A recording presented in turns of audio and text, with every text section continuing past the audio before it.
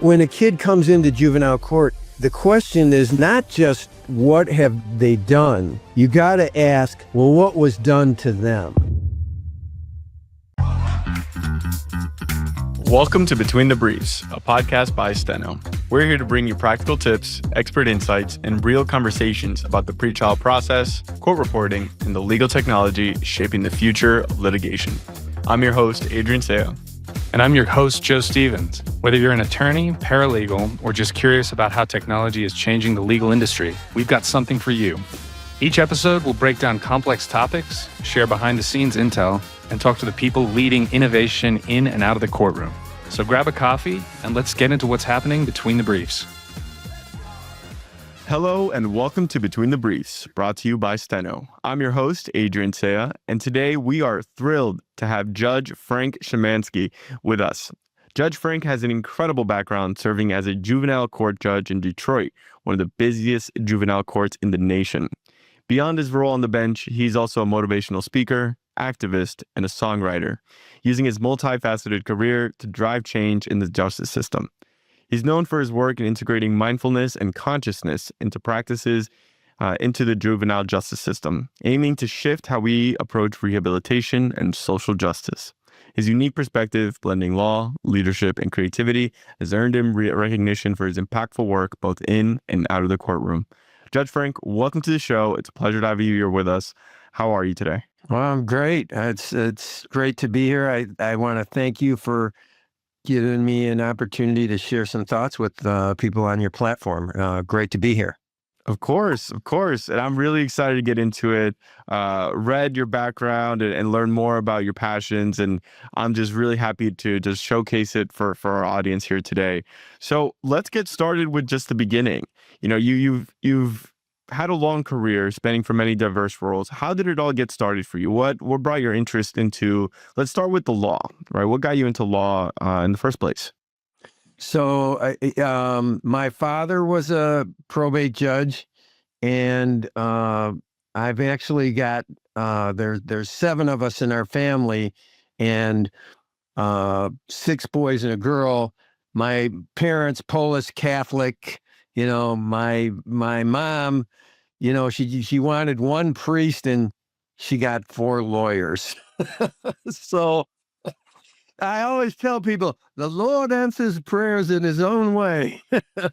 So, you know, but I do feel that those of us involved in the law, I do feel that we've been working to do God's work, each in our own way. And, you know, for me to become a lawyer, of course, I had that, you know, background from my father, but I was a teacher. I taught history, I coached hockey. That was my background. That's what I wanted to do. And then 3 years into my teaching coaching career, a millage election failed. I was out of a job and I didn't know what to do. And my father said, well, and I didn't like this. You know, I hadn't done anything wrong, but I lost my job. So I didn't want to go through that again. And my dad said, well, if you go to law school, you know, you'll have a good career. And I didn't go to law school because I wanted to change the world through the law or whatever. I got to be honest with you, Adrian. I didn't know what else to do, you know? And my life has literally been, I kind of back into these things and then I find out I'm exactly where I need to be.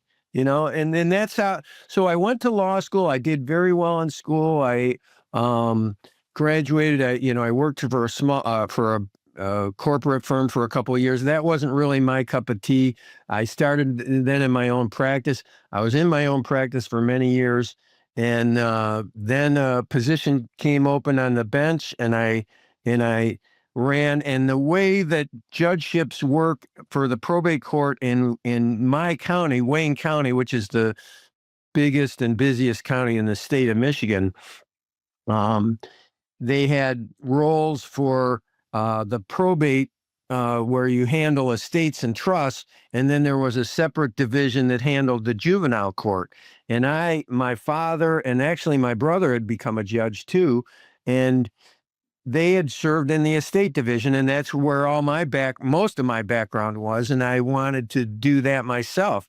And so but the seat that was open to run for was in the juvenile division. So I figured, well, I'll run for this seat, and then as soon as an opening comes up, I'll transfer over. So, so I ran and I got elected, and I was on the juvenile bench. And then I started listening to these stories of these kids and the families. So what you do in juvenile, you handle juvenile crime, and you handle neglect and abuse cases. So that's parents that are, either they're on drugs, or they have untreated mental illness, or there's domestic violence. You have all those things. So a lot of trauma, right? And, I started doing this work, and I was like listening to these stories, and it was like, oh my God, it's just so tragic, right? What people are, and I had Polish Catholic parents that were married till they died, raised 7 kids. We all went to college, so all this trauma and these adverse experiences, I didn't have any of this. And so when I started hearing these cases, the thing, I remember within the first year, I'm sitting on the bench, and I'm thinking, one word just kept coming back to me: peace. These people that are in this courtroom, they need to experience some peace, because their lives are so chaotic. It's so traumatic.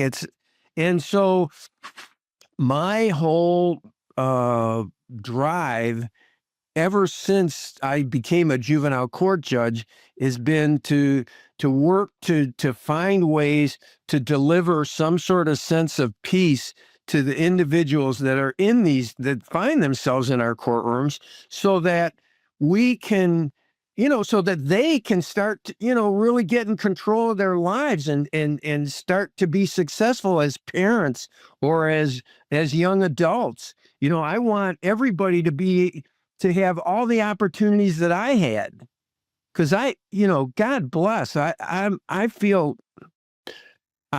I really feel blessed in terms of the life I've been able to live. I'm married now. I got 2 kids. I got, as we've talked before we went on the air, I'm also I have a music career that I love.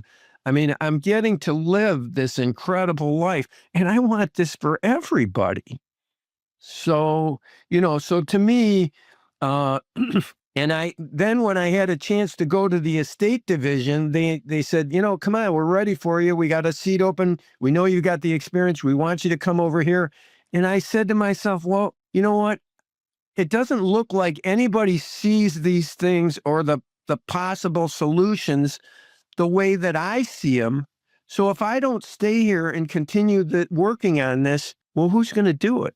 Right. So I told him, I said, look, I can to come over there and be in the estate, but I said, I can't, I have to stay here now, and I got to see what I can do. And I've been, working, and I'm still working on this, this program. Well, so a couple of things, it led to a couple of things. For one, I wrote a book, because I was like listening to all these train wreck lives, and I thought, you know what, I would like to write a book so that I could cover all the things that I think somebody really needs to do to be successful and productive and effective. And of course, I'm not the only person who's ever written a personal development book, right?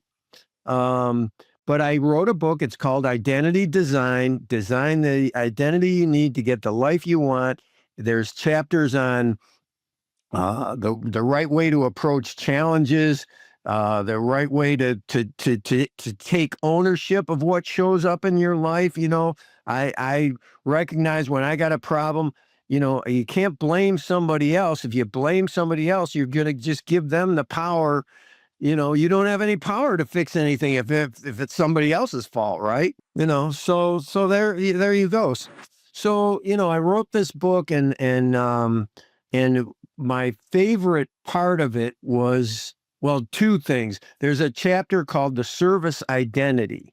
And I love what I learned when I researched that chapter, because it really made me present to the fact that when we do work to serve others, and being a judge is a public service, it is. Being a lawyer is public service. And when you are working to serve, you're really helping yourself more than the people that you're serving. That's what all the research says. It's amazing. I came across this stuff, and I was like, I've had people say, "Well, why do you do all this stuff? Why do you work on all these things?" And I tell them, well, for one thing, I'm making up for lost time, because there was a lot of years of my life when I wasn't serving, in the way that I am now, and uh, and I realize how good it is for me. It makes us feel good. We are wired to help people, right? And I tell people, being a judge, it's like hitting the lottery in the sense that you get paid to help people. So, it's really, so it all grew out of that. And then, um, so I wrote the book. Then I started thinking, well, how can I bring peace to these people's lives? And one of the first things I did, I sent an email out. I asked for yoga teachers. I had a yoga practice at the time, and I asked yoga teachers to come in, and would you volunteer to help, work with some at-risk kids? It would be great for them.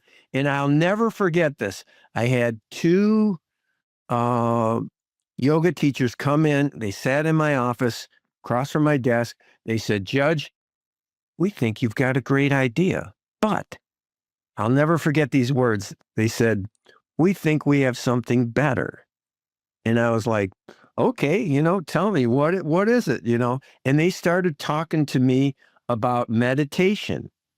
And they started talking to me about, these were both, they were trained transcendental meditation teachers, from the Maharishi's program, Maharishi Yogi, who taught the Beatles. Okay. Yeah. If you're, this is before your time, I'm guessing, Adrian, not before my time, I but do have some questions about this, though. What made you want to bring in yoga teachers as a potential solution to the pain? To essentially, you knew you were searching to provide peace to those that you're serving. What was the light bulb moment that made you want to go, yoga teachers would be good for this, to incorporate into this program? yeah. So you're right. I kind of skipped over that. To me that was like kind of naturally came in, because I had a yoga practice, and I recognized how valuable yoga is. Yoga and meditation, mindfulness, visualization, these are all practices that get us to work from the inside out. Of course, yoga, there's physical postures, and in the West here, we tend to think yoga is for our body, but it was developed for our mind.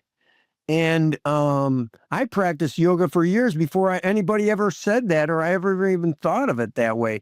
But, and I'll remember very distinctly this experience that I had, Adrian, where I was at my office. I took a phone call. I was livid about what was happening. It was a case. This was before I became a judge. Somebody was trying to literally cheat me or my client. I'm sorry, I can't remember the specifics, but I was just mad as hell. And it was the end of the day. I got off the phone, and I had planned to go to the yoga class across the street from my office after my work day. And I finished, and I'm like, I'm so mad. I want to put my fist through a wall. And I was like, well, I plan to go to this yoga class. I'm just gonna go anyway, whatever. And I went there, and it's an hour and a half. I do the Bikram series, which is hot yoga, they refer to it as, and it's very physical. And I tried a lot of different yoga. This is what worked for me. And it's amazing, because while I was still, my opinion of what was happening hadn't changed, but it's like every pose, and as the heat and the sweat come out of me, I just kept getting more and more. Yeah. Like the upset was, it was like it was draining off to the floor with my sweat. It was yeah, it was just it was a very, very visceral change that I experienced. So that was, I think, part of what made me, gave me this connection that, yoga could really help people. And then when Ian and Jennifer, when they started talking to me about this yoga, and then they told me about this program in St. Louis called the Enlightened Sentencing Project. Now, Ian and Josie, you said? Ian and Jennifer, right? Yeah. Those were the yoga teachers that you and brought the in meditation instructors. I see. Yeah. And so they told me about this project in St. Louis, and I looked it up online, the Enlightened Sentencing Project. There's still something online about it, although the program is not active anymore. Farouk Anklesaria, and God bless you, Farouk, you're no longer with us, but he was running this program where he was teaching people yoga and teaching people meditation, and he had some yoga too. And I was looking at some stuff online about it, and the results that he was getting, turning people's lives around. I was looking at this. I said, "This sounds too good to be true." And I called him up, and I said exactly that. I said that what you're doing, it sounds too good to be true. Okay, and he just said, "Well, Judge," he goes, "if you think that," he said, "if you would take a long weekend and come to St. Louis, I'll teach you meditation. I'll introduce you to the judges that refer graduates to me. I'll introduce you to probation officers that work with the individuals that are on probation that come to me, and I'll introduce you to some of the graduates." And I said, "You know what? I got to do this." Okay. And I thought to myself, well, I could ask the court to pay for it because it really was all, I wanted to, improve outcomes. But, I didn't know how long that would take. I was hot to, get on this. And I just said, okay, I'll just pay. I'll get a hotel. I'll stay there, 3-4 nights, however long I think that's what it was. And I went there for this long weekend, and it was everything that he said. But the thing is, it didn't matter. It wasn't about the judges or the probation officers. It was the graduates. I talked to 2 individuals that went through his program, and they said, "Judge, these are both guys that were career criminals. They had, a rap sheet as long as your arm, as arm as your long." Yeah, they had they were, the one guy, he told me, he said, "Look, I've been addicted to everything you can think of, alcohol, every drug, whatever." And I was listening to him, and he said, "We went to this program that Farouk had for us, and we went to this program, and nobody asked us what we did wrong to be there. What was our criminal history? He didn't do any of that. He just taught us to meditate. Then we talked about, our experience. He showed us, we also did some yoga." He said that's really what it was. It's like a 12-week program. And they said, that changed everything. Everything turned around. And I was like, wow, it just was really fascinating. And the one guy went from being a career criminal. When I met him, he was an English professor at a local college. And what kind of turnaround is that?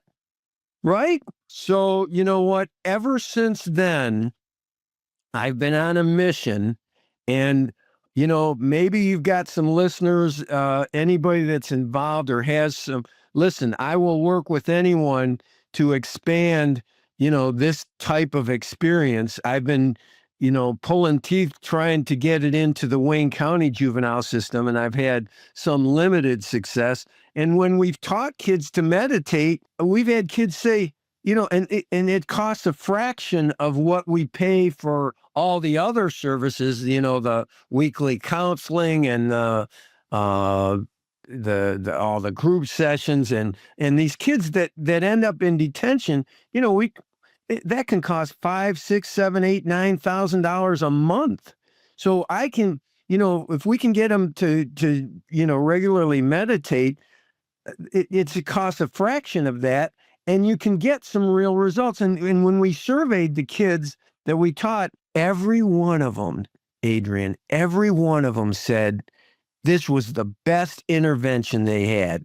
Not the counseling, not the group sessions, not the classes.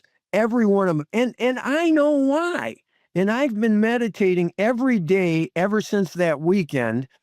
And the thing is, it's changed my life. It's enriched my life in phenomenal ways. I couldn't imagine my life now without meditating because, and I've had people say to me when something happens, they say, "Oh my God, you didn't even get upset over that. What's?" Oh, and then they say, "Oh yeah, you meditate."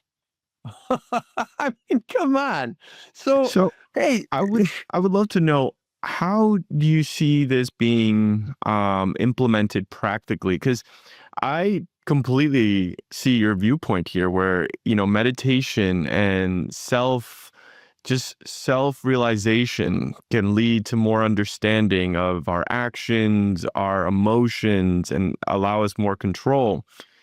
But when you pitch it to someone, it can sound very woo-woo, right? Very like it doesn't like really come across as, oh, this is definitely measurable and we can implement it. So in a world where incarceration is almost like our go-to in our justice system, how can we right. incorporate something like mindfulness, meditation into the process before we get to more extreme versions such as incarceration? Well, and that's a great point. And you're right. People look at this and they say it's, woo woo or whatever. And so when I present it, and I just did a presentation last week, actually for our courts, no, 2 weeks for our court staff. And, I'm available to do these presentations online. I've been, paid by companies to come in and do presentations. And I've been, I've done them for community events and, all different types of settings. But what I do, I work to, it's one thing to just say, well, you should meditate. Well, that doesn't necessarily register with everybody. And I get that. I understand that. So what I do is I really work when I do these presentations, I work to help people understand, why does this work and why is it something that you and I, everybody, we should all be doing something every day. And I tell people, and actually, you know what? Hang on a second. I'm going to grab some. I'm going to use a prop here, which I use. Which I use. I'm stepping into the bathroom here for a minute. For those of us that are, but this is how I start my presentations, and I do this. Now, for those that are not watching this but just listening, you have just heard the sound of an electric toothbrush. Okay. And I tell people, what do we do? How many of us brush our teeth every day? Okay. And pretty much, we all do, right? We brush our teeth every day. Why do we do that? Because we want our teeth to be clean. We want our teeth to work properly. We don't want to get sick from our teeth. So why don't we do something every day for our mind? Isn't our mind a lot more important than, our molars and our bicuspids and our eye teeth, whatever, right? So that's my whole, movement, and I call it the revolution in consciousness, which I'm, working to advocate for. And God knows, with everything that's going on in this country right now and all the divisiveness, we need it more today than we've ever needed it. Plus, with all the media and, everything grabbing our attention, you hit on a couple of great things when you asked this question, and you said, you know, uh, when you said getting control of our emotions, that phrase you used, I tell people, when you get control of your emotions, that's like a superpower. That is amazing. And so and this is what meditation, it can do for us. So when I do these presentations, and I'm introducing to people, the thing there's a couple of points I always make, and I can do these in a minute. One is that there's research that says that 80% of our thoughts, we have thousands of thoughts all day long. They actually say about 60,000, which, it's like hard to believe, can I even think that fast? But I think I'm a little slower than that, but whatever. But you know how our mind works. 1,000 things are always in our head, right? And so if we and the research says that 80% of those thoughts are negative and 95% are repetitive. So in other words, we're just walking around in a negative bubble all the time in our heads, unless we do something to train our minds to stop being the monkey baboon always bouncing around. So I tell people, you want to be effective at anything, and that's what the beauty of this. When you meditate and or you do yoga or tai chi, there's a lot of different things. But when you work from the inside out, like you say, you work on emotion, you develop emotional control, and there's an organization I'm working with now called Yoga Medics, and they specifically teach yoga teachers to work with individuals who have issues with trauma or with addiction or with these challenging circumstances, and to help people understand you can put your body under stress, but you can deal with that, and you can teach your body and your mind to deal with that together. I'm also working with a fabulous group out of Florida, actually, called called Inner Explorer, and they have a mindfulness program for schools. I'm trying to get this adopted in schools all across Michigan, and if not the country, because they have research that says when these and what they do is they have, like, once the program's introduced, it's a 5-7 minute recording, and the students listen to it, and it's basically a guided meditation, mindfulness meditation. And the research says the schools that adopt these, the math scores go up, all the discipline problems go down. In fact, the most amazing inspirational story I've ever heard about education came right out of Florida. There's a school called the John Sullivan School, and they brought in this program, and 80% of the students in this school are homeless, and 95% are on government aid. So, we're talking about a pretty underprivileged, right, community, not the neighborhood that I grew up in. And this school was an F-rated school. Well, that wouldn't surprise you, right? But 5 years after they brought this program in, each year it got better and better. They became an A-rated school in the shortest time period in the history of Florida education, for as long as they've been keeping these records. And, so this stuff works. It's profound. Isn't that amazing? That is profound. And I have a question around that.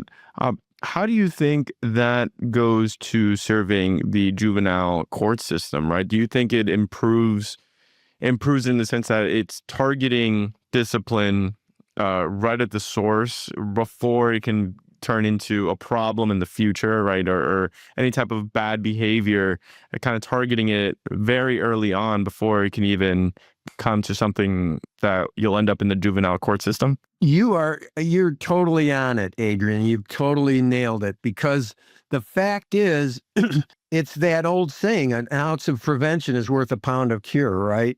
I mean, we spend thousands of dollars on these kids that nobody paid attention to helping with them until, they were already carjacking somebody.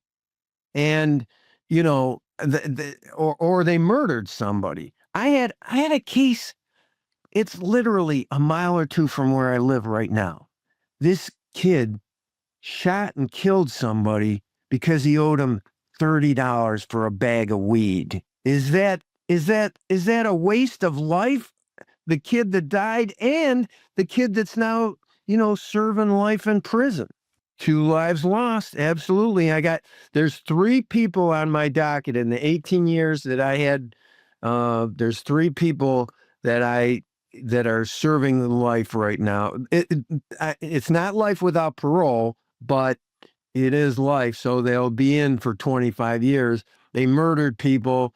And, actually one of them was an adult by the time he was involved in the murder. So, but to get back to your point is, yes, if we can, I want to put juvenile judges and courts out of business, because if we really, if all the schools start doing these things and race practices, and this becomes part of their life and they see the value in it, then we're not going to have, they're not going to want to go out and carjack somebody. These practices also make you much more compassionate. I find myself, I think a lot more about other people now than I ever did. The 3 most important people in my life before I had kids and before I started meditating was me, myself, and I, And so these practices, they really do transform you. And this really can be an answer. It will be an answer. We just need to get these practices adopted widely. And that's really, I thank you guys for giving me a platform to share these thoughts, because somebody out there is going to agree with me and have some avenues that can help me expand on the work that I'm doing now. And just to finish up what I was saying about, you can't just say, well, this is good for you. So first of all, I talk about that brain research that I mentioned. Secondly, I say, you know what? This is something that all the most successful people in the world do. Oprah Winfrey, she learned to meditate. She set aside time to teach, to have everybody in her organization. She's got this huge media company, right? They all learned meditation. They all do daily meditation together. She recognizes the value of it and how important it is to do it. Steve Jobs, LeBron James. Does LeBron James need anything? Does he need money or anything else to be successful? No. So why the hell is LeBron James meditate? Well, because he realizes that when he does this, it makes every other part of his life better. That's just to me. And you know what? If you told me that all these people, they stand on their head in a corner for a minute, I would try doing that. I mean, I want to do what the successful people do. And that's what I want. I want to bring that to, the underprivileged and people that have never been exposed to these ideas. And that's how I want to message it. It's a great message, and I think it's something that really needs to be heard and internalized, because when you are able to target things from a preventative measure, it could lead to just further success down the road, all the way, all around. And a question I want to ask you is, what is one misconception a lot of people have about the juvenile court system? Because I feel like there's this viewpoint that it's like if you're young and you're already in this position, it's sad to say many people think you deserve to be there, right? You're kind of like just the bad apple from the tree. So what is something that's just like a misconception people have of the juvenile court system? So what was the biggest, and I talk about, me becoming a juvenile court judge, I refer to it as it was the education of Frank Szymanski, because I I didn't really understand, when you talk about that kind of reaction, yeah, I mean, if you'd have talked to me, 25 years ago or whatever, I probably would have said, yeah, the same thing. That's just a bad kid and they need to lock him up and they need to, you know, put their thumb on him. The man needs to bring him down or whatever the expression is. But I came to realize, you know, I've handled hundreds, thousands of cases, and most of these kids, it really, when a kid comes into juvenile court, the question is, not just what have they done. You got to ask, well, what was done to them? Okay. I've had a lot of cases where, kids are sexually perpetrating, on maybe even siblings or, a cousin or some neighborhood kid. A 14-year-old kid is forcing somebody to do something sexually. And it's like, that's not normal, right? But, you know, most of the time, you find out, well, that was done to them by an uncle or, some adult who had access to them. And then the research tells us that when they're perping on somebody else, it's not so much that they need the sexual gratification, it's that they need that sense of power because they felt powerless when it was done to them. So then, and that's one very specific example with the sexual offenses. Then you can get into, these other cases of violence where, kids are traumatized.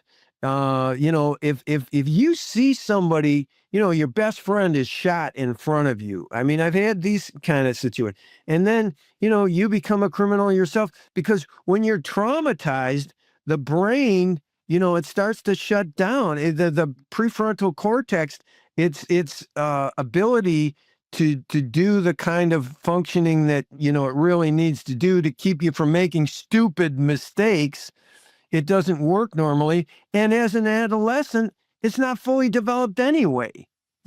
I did a presentation once talking about we needed to raise the age. They were charging every 17-year-old was getting charged as an adult. It was totally wrong. And we were one of the last states to fix this.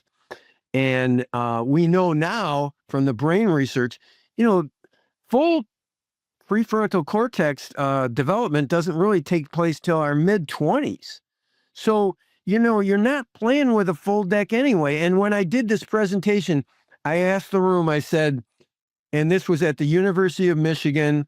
They were doing a special symposium on the subject. They had, invited me to come and talk about it. And I asked the room, I said, so I want you all to, just tell me how many of you can think about the most, how do I want to say it? The worst decision, the stupidest things that you ever did in your life, you did when you were a teenager. Okay. And everybody raised their hands, right? Because that's what, I remember some things that I did, which is just stupid that I would never do. But I was a teenager and you know what? Somebody else was doing it. And, and that's the other thing too, right? You're so susceptible to this peer influence. It's, I hate to use the word criminal, but it's criminal the way peer influence sometimes affects kids, to do things that are just not, not good things to do. So. For any of our listeners out there, we have a lot of attorneys, people who are in law school, paralegals, whoever it may be, or even any of our listeners who want to become involved in law and want to start serving more people, as you mentioned. You get a greater sense of fulfillment when you serve others. How do you think they can do that while pursuing a legal career? Ooh, good question. So, and I understand your normal co-host it couldn't, join us or whatever, is a public defender. I mean, to me, God bless the public defenders. I mean, I have the utmost respect for them because they generally could make more money doing something else. And they choose to, help people that, aren't in a position to represent themselves. So that in and of itself, I think is a great public service. One of the things that I think I would be a much better lawyer if I was to go back into private practice now than I was then is to recognize that law, it's really, you got to know the law, but the main thing you need to know if you're going to be a lawyer is it's a people business. Okay. And you really want to support people. You got to, be sensitive to where they're at. And, we all have different, backgrounds and, your experience, my experience, our listeners, everybody's got a different experience. And to be a great listener, that's really the first great tool I think you need as a lawyer, more than even, knowing the law. You got to be a great listener. And if you're a great listener, you're probably going to end up being a good lawyer because if you care about people, and that's, let's face it, that's the other thing. I mean, you got to care about people and the people that you serve, and then, apply the skills that you've learned in law school. I had a case where this woman was in a situation where she was bargaining with some family members, and they really were, because she wanted to acquire this share of an estate, and she was being forced to basically overpay for it. And I told her, I said, well, I gave her a couple of different options, but I think what I think was the best advice that I gave her was that, look, even though you could, go through these other steps and, we could probably force them to take less. I said, if you, want to do this, let's look at the big picture. And the big picture was you have the money to, afford to buy them out at this stage if you want to.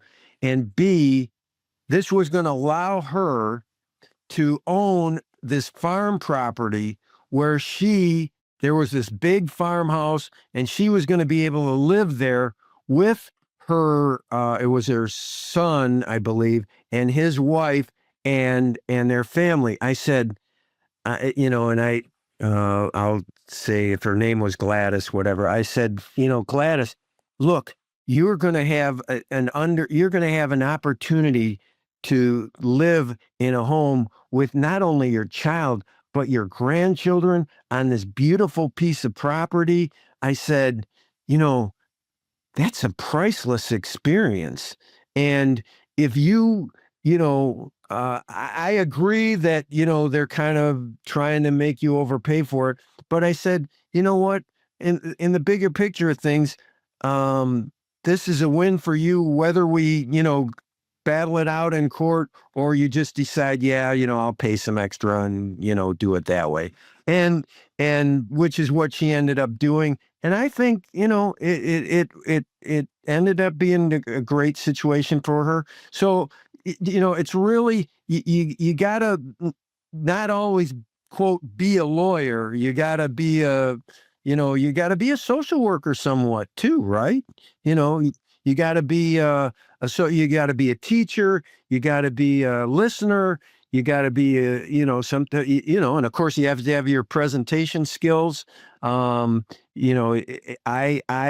am always, because I do motivational speaking too, I'm always studying other speakers and, looking for other techniques that work and ways that help me, bring my message home to people because I feel this message is important. So So yeah. All right.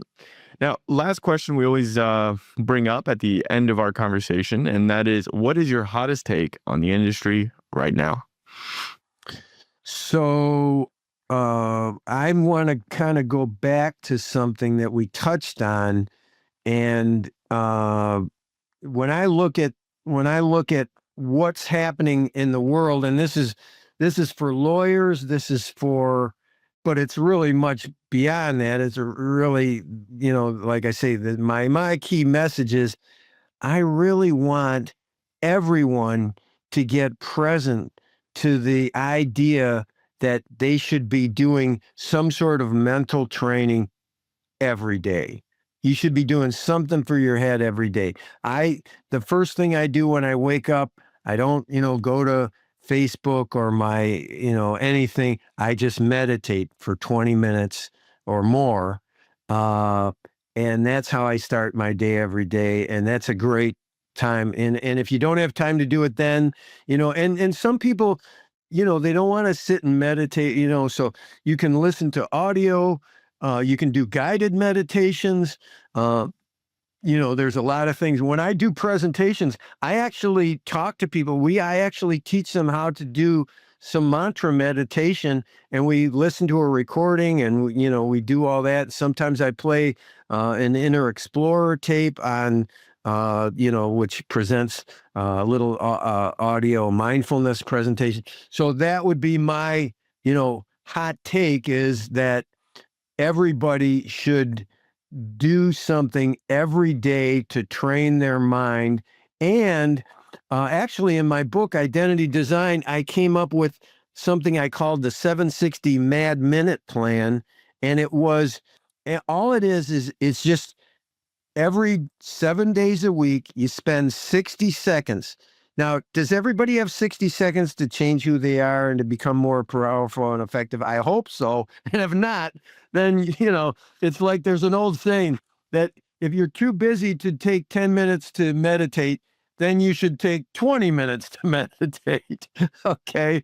That's the saying. But so I have this 60-second roadmap in my book and there's something each day. One day you take a minute and you focus on gratitude. Another day, you focus on the challenges you're facing. Another day, you focus on the service that you're providing. And, you can focus on the service that you did last week, or that you're going to do today, or what you're planning to do, just 60 seconds where it's like, instead of our mind just going wherever it's going to go, we are taking control. And I got to tell you something. This was really transformative to me. To me, it was the best idea I came up with as part of the book. And I really encourage everybody to think about taking that on too. Okay, this is a great hot take. One of the first that we've gotten. So thank you so much for sharing it. I thoroughly have enjoyed this conversation, and do think that mindfulness can play a big role in prevention and actually sustaining ourselves as healthy individuals. So it's great conversation, Judge. Thank you. And thank you, everyone, for tuning into Between the Briefs, brought to you by Steno. Special thanks again to our Judge Frank Szymanski, for sharing his inspiring insights on justice, consciousness, and social change. Thanks. Be sure to subscribe so you never miss an episode. We look forward to bringing you more engaging conversations about the intersection of law, innovation, and social justice. Until next time. Tell me. One thing, if people want to follow up with me, they can go to my website, judgefrank.com. Perfect. Be sure to follow Judge Frank at judgefrank.com. That's a good URL to have. Yeah. Yep. So I have that. Yeah. Until next time, everyone, we'll catch you. Goodbye. Up next on Between the Briefs. The truth of the matter is that I went into it for the wrong reasons. I went into it because I thought lawyers made a lot of money. I discovered in building my own practice that I loved. I got so much more professional fulfillment out of building a practice than I actually did practicing law. Stay tuned for the full interview coming to you soon.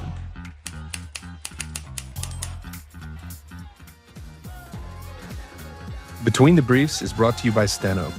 To find out more about Steno and how we combine exceptional court reporting and litigation support services to deliver a superior litigation experience, visit steno.com. That's STENO.com. And then make sure to search for Between the Briefs in Apple Podcasts, Spotify, or anywhere else you get your podcasts. And click subscribe so you don't miss any future episodes. On behalf of the team here at Steno, thanks for listening.